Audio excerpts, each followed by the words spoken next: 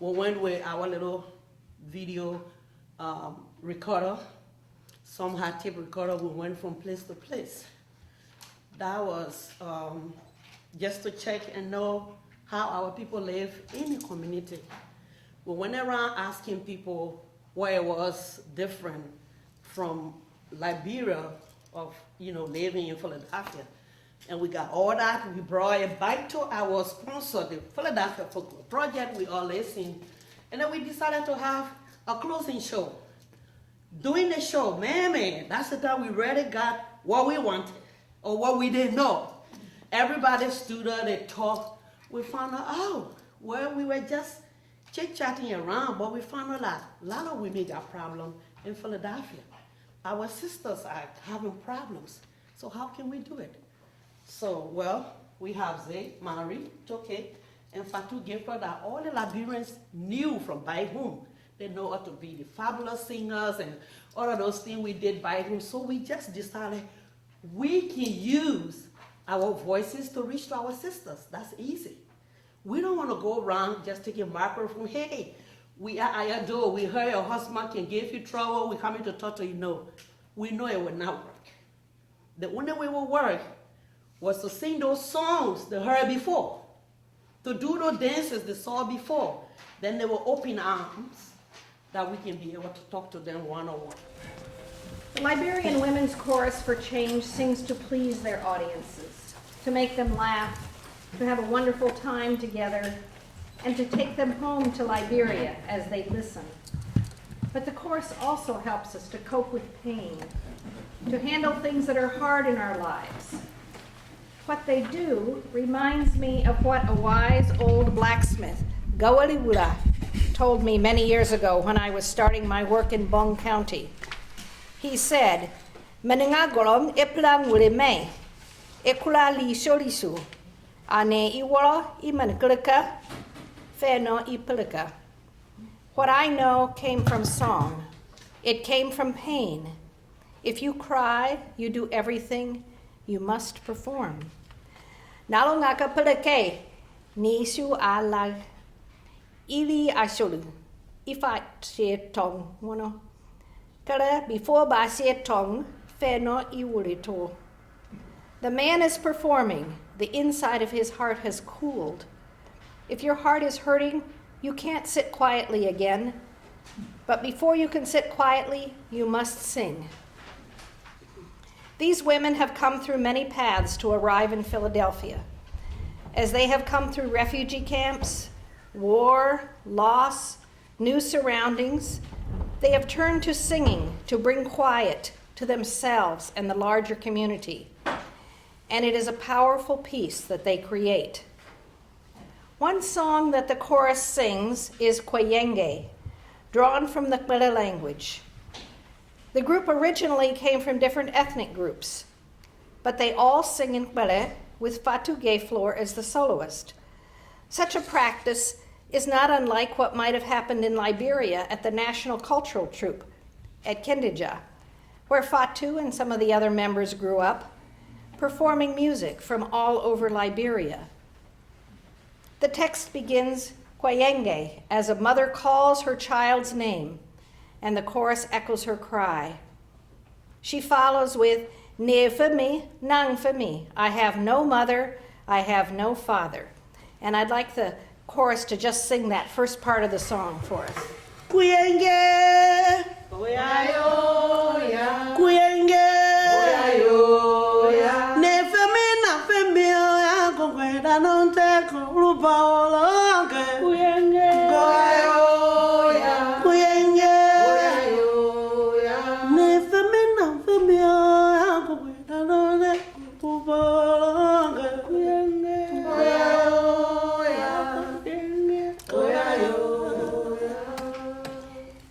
continues, they took my child from me, he's cutting trees, what will I do?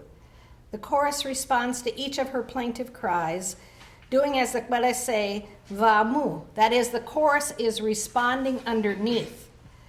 The third phrase to which they respond is much longer than the first two phrases. The chorus members listen for their cues to know when Fatu is about to end her phrase. They listen to the content of what she's singing to know when she's coming to the end. They hear that the text is not as dense as it was earlier, and a slight slowing down in the music. The pitch goes slightly lower as well, and I'd like to ask them to sing the next part.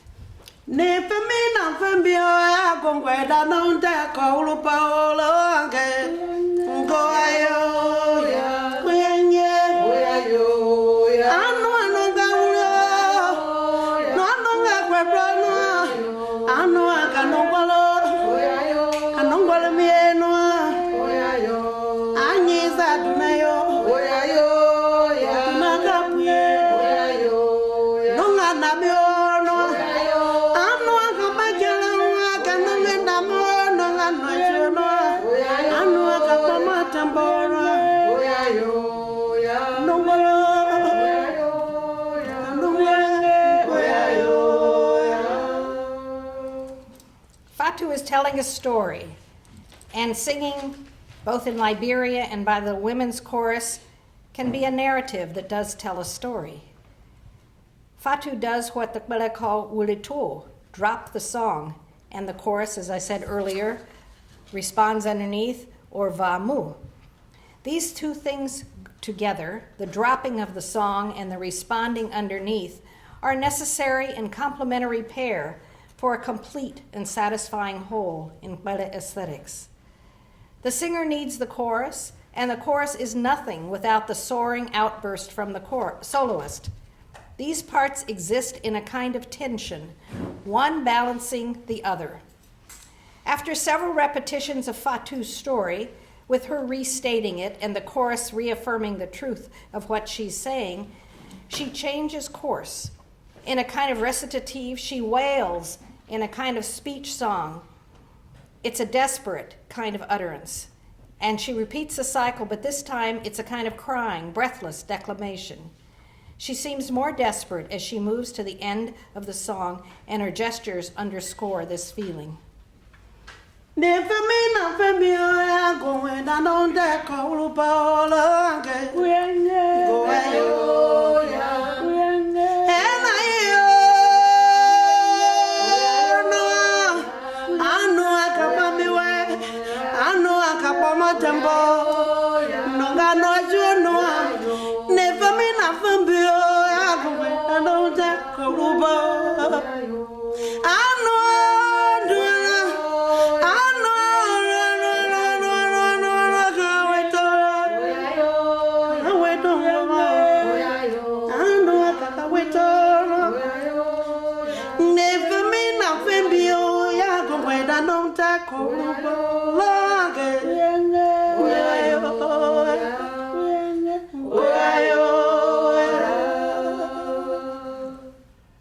As Fatu explained to me, the text, as she brought it to Philadelphia from Liberia, tells the story of a mother whose child has gone into the secret society for education and is now separated from the mother. The absence might extend for several years, and the mother in the song is wailing with the loss of her child. The child was taken by the Ngamu, spirit of the bush, and will remain there until the session ends. The singer knows she can't question the absence of the child.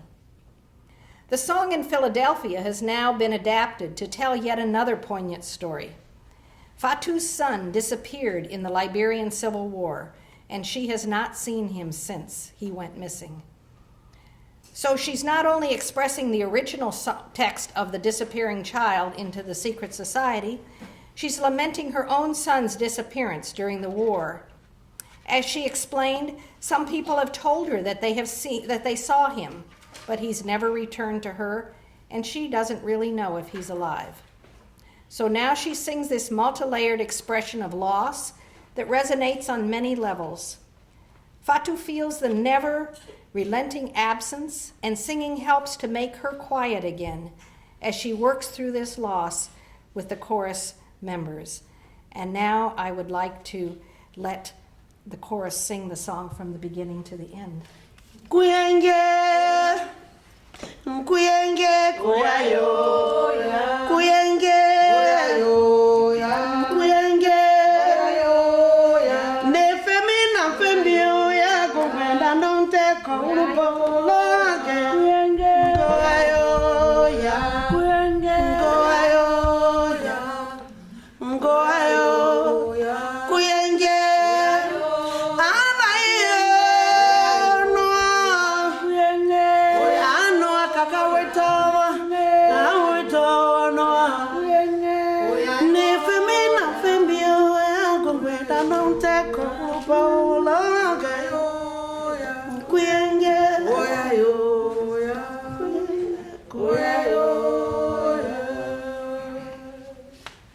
As these women of the Liberian Women's Chorus for Change, Fatu, Zay, Marie, and Toke, sing for change and try to address issues that are troubling Liberian households in the United States, this lament can mean many things.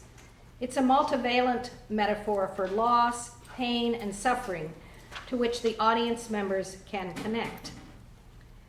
Now, while Kwayenge harkens back to Pele and the secret society in Liberia, the Liberian Women's Chorus for Change has also composed a song in English that directly addresses their mission and serves as a kind of theme song. The group collectively composed this song, attempting to speak directly to their goal. Each singer takes a turn singing a verse, and these are occasions for improvisation. After each solo verse, the chorus responds. No matter who you are, no matter where you live, no matter where you come from, you are special women. Fatu, Marie, Zay, and Toke have each created a life for her in her diaspora home that responds both to the images of women in the United States and also honors the values that have long been held by the people in Liberia and that have been the basis and a kind of moral compass. These women have endured multiple displacements. 3 of them were taken from their home cultures at a very young age, 6 or so, and moved to Kendija, the site of the National Troop Headquarters, along the beach outside of Liberia's capital city, where they lived with other young children, all from different parts of Liberia. They grew up under the supervision of a house mother in dorms and under the direction of Peter Bala, who served as artistic director of the National Cultural Troupe. Then when the war broke out, they were displaced from their daily lives. All eventually left Liberia, though at different times. Throughout all of the upheaval or displacement and disruption, each of these women has turned to music and dance to create beauty, to flourish through difficult circumstances, and to bring people together in community. Marie says, and I quote, "Music is something that can turn someone's heart around." As Zay has noted, quote, "We are using the music to be able to send our message out. Sound, rhythm, movement, and feeling that develops with the audience makes many things possible."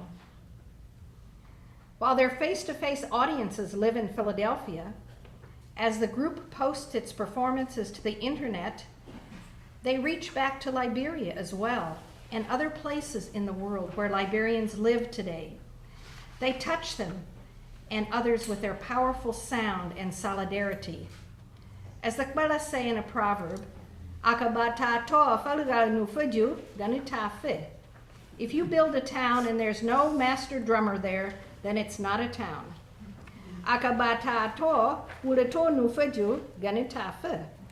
If you build a town and there's no singer, then it's not a town. The Liberian Women's Chorus for Change helps to make Philadelphia a town and draws us all together in a way that we can sit quietly even when painful things and difficult things are happening around us. I'd like to ask the women to sing their theme song, and I'll say to them, Kasila Kamama.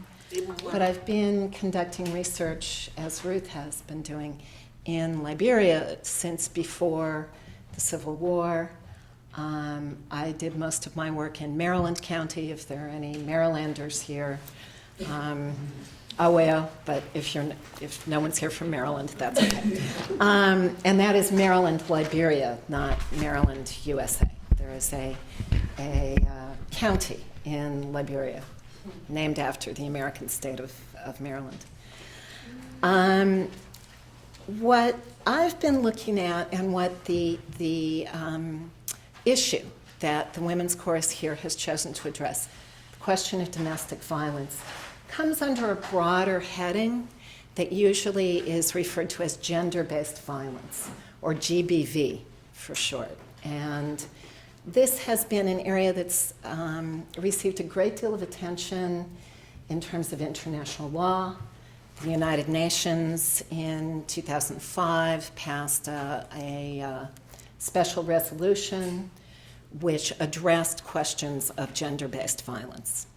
And since the end of the Liberian Civil War, since it concluded in 2003, large numbers of international humanitarian organizations have taken this on as their project. And we might think, well, that's a great cause for them to be addressing. But it's also created some difficulties on the ground. One difficulty is with, first of all, determining what gender-based violence is. The international legal conventions have a definition that include any kind of physical force used against women. It includes various forms of sexual abuse, trafficking. It also includes a number of what are called harmful traditional practices, which might be the practices that people are very attached to in their home communities, including elders being able to make marriage arrangements for their young people, both boys and girls. Those are now coming to fall under the category of harmful traditional practices. And there isn't a lot of agreement necessarily on the ground about what gender-based violence or even domestic abuse looks like or what it is. One of the really problematic aspects to this is that many of the international humanitarian organizations, even though they see themselves as advocates for women in Liberia and elsewhere, really seem to be convinced that the problem that they're addressing is deeply embedded in, as they would put it, Liberian culture. That the reason why there is violence in households, in the form of criminalized sexual attacks, rapes, is because of deep gender inequality that is somehow very ancient in Liberia. I think anyone who's ever lived in Liberia for any length of time can't agree that deep-seated gender hierarchy in which women are reduced to property, or in which women are seen as having no rights, no ability to claim justice for themselves, has ever characterized any of Liberia's indigenous societies. There is, or there has been historically, differences in the power and authority that people have.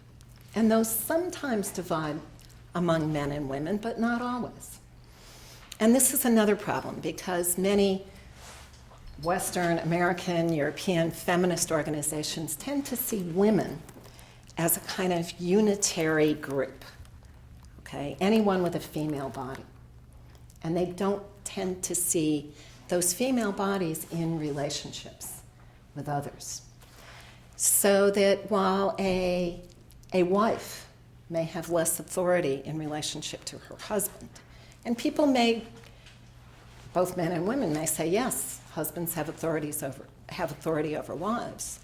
An elder sister may have a great deal of authority over her younger brother or her brother's children. And people would say, of course, the elder woman in the family has the right to discipline her young male relative when he is not behaving properly. And that is within her authority to do so. So many of the attempts to do programs on the ground in Liberia, especially in the immediate post-war moment, kind of ran up against the difference in what these outside organizations thought they were there to do and people's real lived experience. And I want to give you an example from a trip I took to Liberia in 2008 with a fairly well-known and very prestigious humanitarian organization.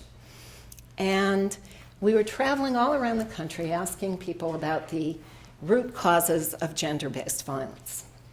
And what people were, the kinds of stories, and these are probably similar to many of the stories that are told here in Philadelphia as well. Many of the stories are about economic hardship.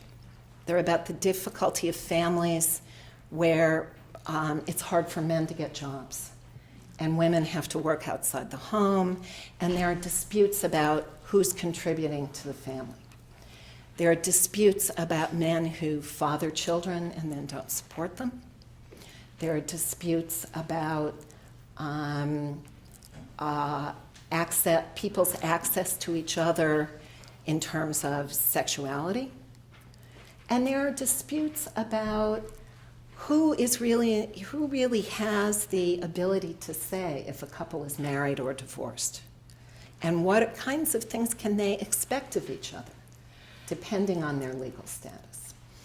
So I was with a group of representatives from this humanitarian organization, human rights organization, and they were listening to these stories, and the lawyer who was along with us, she was saying, well, gender-based violence and domestic abuse, if your husband is abusive, if he is physically violent, what you must do is take it to the town chief. If the town chief won't call the national police and take it to court, you go to the UN peacekeepers, you go to these various authorities. And women were saying back, I don't want to take him to court. I want him to contribute to the children's school fees. And I want him to stop hitting me. But I don't want to take him to court. And the lawyer who was along on this trip was saying, well, then I can't do anything for you, basically. And there were it kept going back to stories about material support. And the lawyer's response was, that's not gender-based violence. If a man is not supporting his children, I'm sorry, as long as he's not physically abusing anyone, it's not gender-based violence. I'd suggest we need to change that definition. We need to think in terms of structural violence, the violence that is done when a woman is so stretched trying to earn enough money to support her children that she's not around to supervise her daughter, who may become subject to violence in the neighborhood or from criminals in the area, that she feels she can't protect her family without the assistance of others, when she finds the neighborhood is under so much economic stress that she can't even mobilize her community to help her.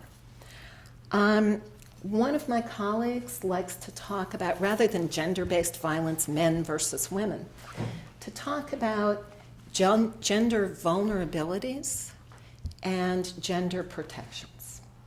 And we know historically that going back before the war, even if people believed that husbands had authority over wives, and that included occasionally the right to physically discipline wives, that there were protections in place, that there were limits beyond which men in their role as husbands were not allowed to go. If they were really hurting someone, the community would step in. If there was so much conflict in the household, families would take their daughters back. That men who had the reputation as being particularly violent would find themselves unable to marry because no one would enter into alliances with them. There were protective systems which were undermined by those long years of war. Some of the really responsive NGOs and humanitarian organizations on the ground these days are trying to listen to what were those protective institutions that existed in the past, to sit down with people and say, what do you remember before the war? What happened to someone who clearly committed rape before the war? How did the community deal with that person? How did you protect a woman from violence in her household before the war? Who could she turn to? And what were their obligations to her? And that these institutions, while they were undermined by those long years of conflict and by just the displacement, over half the Liberian population was displaced during the war. People were ripped out of their home communities, the group of people that they had shared their lives with, in both urban and rural areas.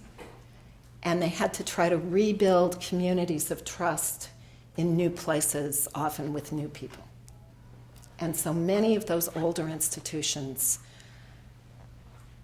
didn't work anymore because you didn't necessarily know the people you were living with in a refugee camp, at least at the beginning.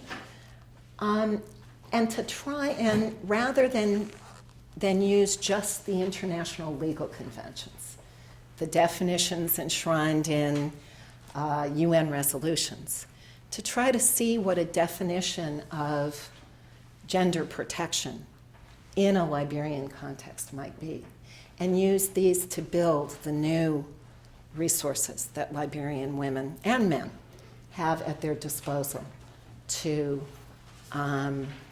work with in the post-war period. One of the dangers, to be perfectly honest, is that because we're 10 years out from the end of the war now, there have been so many NGOs, so many outside organizations working on the ground, that a lot of local activists have kind of adopted the language of cultural oppression. So that one of the things that was very striking to me, having lived in Liberia in the 80s before the war and then going back after the war, was hearing people at all levels tell me that, oh, well, traditionally Liberian women were property. Well, I never heard anybody talk like that before the war, quite honestly, and I'm not sure you can actually say that in Grebo. I mean, you can say a woman was married to a particular family, that family has obligations to her, and so forth. But you couldn't say she was property. And yet, I literally heard that phrase being used by students at the university, young women, students, saying, what's the problem? But when they were asked, why is there gender violence in Liberia? Oh, it's because women are property. And so then I said, well, so how did you get to the university? And they said, my father was different. The fact is that both, I think, men and women in Liberia and in Liberian communities in the diaspora agree that men and women have obligations to each other.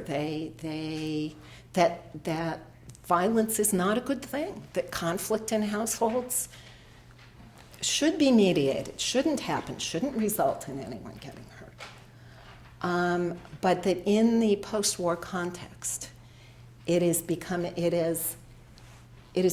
difficult to address those things in any way outside of this language of a culture of violence that has been imposed by external actors. And that's one of my deep concerns, looking at the influence of humanitarian organizations on the ground in Liberia today. So I commend the members of the chorus for addressing this in the diaspora, given the circulation of images on YouTube and Facebook and all the ways we have available to us now. I think they are providing wonderful positive models of strong, capable, authoritative women who are nobody's property and who no one could ever mistake for property, and are in dialogue with people back home who are also wrestling with these questions on the ground. So thank you to all of you. Mazoi babo, mao mazoi babo, ah mama. Dewe kale kasi babo. Mama we mazoi babo, ah mama. Dewe kale kasi babo. Mazoi babo, mazoi babo, ah mama. Dewe kale kasi babo. Fatu we mazoi babo. Dewe kale kasi babo. Toke we mazoi babo, ah mama. Dewe kale kasi babo. Mari we mazoi babo, ah mama. Dewe kale kasi babo. Mazoi babo, ah mama. Dewe kale kasi babo. Titi we mazoi babo, ah mama. Dewe kale kasi babo. Mama we mazoi babo, ah mama. Dewe kale kasi babo. Titi we mazoi babo, ah mama. Dewe kale kasi babo.